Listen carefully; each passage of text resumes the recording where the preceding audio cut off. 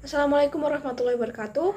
Perkenalkan, kami dari kelompok 3 kelas penyimpanan energi tahun 2022 akan mempresentasikan tugas 2 kami yang berjudul Transisi Penyimpanan Energi di Indonesia dari Steam Power Plant menuju Zero-Genic Energy Storage sebagai upaya net zero emission. Perkenalkan, nama saya Diva Tricia Naila, NRP 500421050 dari Departemen Kimia.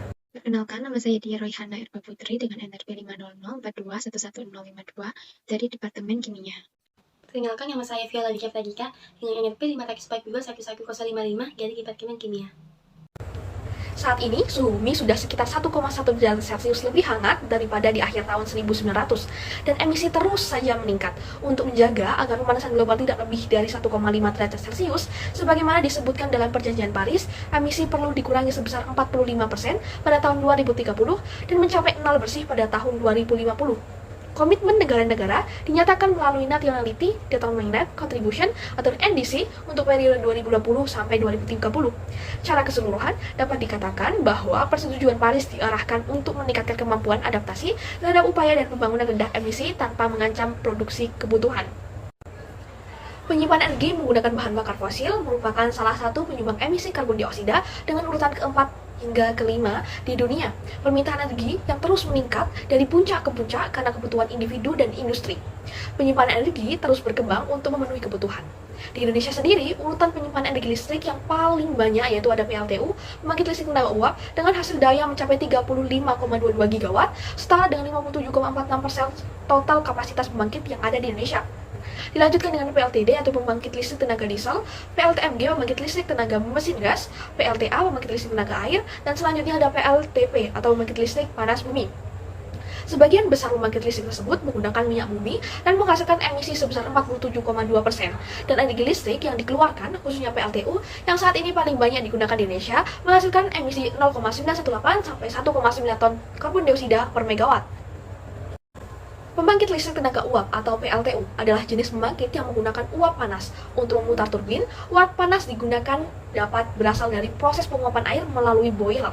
Pembangkit ini menggunakan bahan bakar batu bara, gas alam atau minyak bakar untuk memanaskan air seperti pada gambar berikut ini.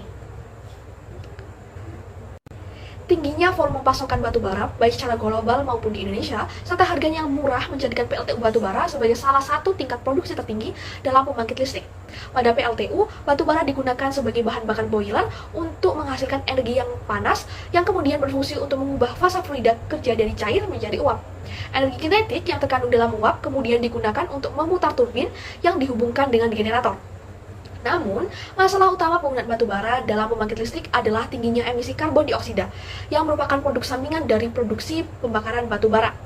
PLTU juga menghasilkan air limbah dalam bentuk polutan kimia dan polusi termal air panas dari pengolahan air. Siklus listrik, penanganan abu, dan sistem kontrol polusi udara, serta dari tumpukan batu bara, drainase, halaman dan lantai, dan limbah lainnya. Maka dari itu, perlu penanganan khusus untuk menggantikan PLTU ini. Mengingat bahwa PLTU merupakan salah satu sumber listrik terbesar di Indonesia. Zero-Genic Energy Storage. Zero-Genic Energy Storage merupakan teknologi penyimpanan energi berskala besar yang menggunakan cairan bersuhu rendah seperti udara cair atau nitrogen cair sebagai media dan juga fluida kerja untuk proses penyimpanan energi. Teknologi ini terutama digunakan untuk penyimpanan listrik berskala besar. Saat energi dibutuhkan, cairan akan memanas dan mengembang 700 kali lipat. Gas yang mengembang akan menggerakkan turbin yang terhubung ke generator yang akan menghasilkan listrik nantinya. Proses teknologi ini tidak disertai dengan pembakaran, jadi satu-satunya hal yang dipancarkan ke atmosfer adalah udara bersih. Zero-Genic Power Plant memiliki kelebihan dari pembangkit listrik pada umumnya.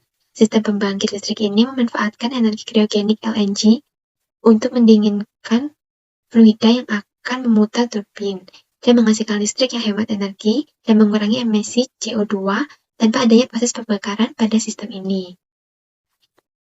Selama proses penyimpanan, udara ambien disaring untuk menghilangkan kotoran. Air dan CO2 juga dihilangkan karena akan membeku. Udara yang dihasilkan akan didinginkan. Setelah itu, sebagian udara mengembun menjadi cairan pada suhu negatif 196 derajat Celcius. Udara cair tersebut akan disimpan dalam tangki. Karena udara tidak cair dan tersisa sangat dingin, maka didaur ulang dan akan digunakan untuk membantu proses pendinginan. Selama proses pemulihan gas buang ditambahkan untuk memanaskan udara cair. Ketika cairan digasifikasi, dia akan menggerakkan mesin uap yang akan menghasilkan listrik. Prinsip kerja pada zero-genic energy storage ini menggunakan siklus Rankine. Siklus Rankine sendiri adalah siklus termodinamika yang mengubah panas menjadi kerja. Panas disuplai secara eksternal pada aliran tertutup yang biasanya menggunakan air sebagai fluida yang bergerak. Siklus ini menghasilkan 80% dari seluruh energi listrik yang dihasilkan di seluruh dunia. Pada siklus Rankine terdapat 4 proses, yang dimana setiap siklus mengubah keadaan fluida atau tekanan atau wujud. Pada proses pertama, fluida dipompa dari tekanan rendah ke tekanan tinggi dalam bentuk cairan. Proses ini membutuhkan sedikit input energi. Pada proses kedua, fluida cair bertekanan tinggi masuk ke heat exchanger, di mana fluida dipanaskan hingga menjadi uap pada tekanan konstan, menjadi uap jenuh. Pada proses ketiga, uap jenuh bergerak menuju turbin, menghasilkan energi listrik. Hal ini mengurangi temperatur dan tekanan uap, dan mungkin sedikit kondensasi juga terjadi. Pada proses keempat, uap basah memasuki kondensor di mana uap diembunkan dalam tekanan dan temperatur tetap, hingga menjadi cairan jenuh. Fungsi kondensor adalah mengkondensasikan uap bekas dari turbin menjadi cair melalui pipa-pipa pendingin agar dapat disirkulasikan kembali. Keunggulan penyimpanan energi kriogenik yaitu menggunakan teknologi terbukti yang telah ada selama bertahun-tahun. Selain itu, penyimpanan ini bertekanan rendah sehingga membuat tangki lebih murah. Energi kriogenik diperkirakan akan ada perkembangan besar dalam beberapa kali mendatang, bahkan penyimpanan energi dengan udara cair sudah berhasil diterapkan oleh Highview Power. Sistem CHARGE memiliki kemampuan pengangkutan multi-energi yang kuat terlepas dari musim dingin atau musim panas. Keunggulan utama sistem CHARGE adalah kemampuannya untuk menggunakan infrastruktur gas yang ada, kemampuan berputaranya yang tinggi, dan tidak memiliki kendala geografis. Jadi dapat disebutkan bahwa penyimpanan energi kriogenik secara teknis sudah layak jika dibandingkan dengan PLTU, seperti yang baru-baru ini didemonstrasikan oleh Highview Power Storage. Highview memiliki pabrik penyimpanan energi kriogenik prototype yang telah beroperasi selama lebih dari setahun. Fasilitas ini memiliki output maksimum 300 kW dan kapasitas penyimpanan 2,5 MWh. Itu cukup untuk memberi gaya pada 16 rumah selama 8 jam.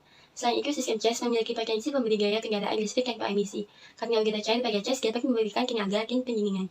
Sistem kriogenik merupakan solusi paling memungkinkan untuk digunakan penyimpanan energi jangka panjang yang tersedia yang menyimpan energi listrik. Terima kasih dan wassalamualaikum warahmatullahi wabarakatuh.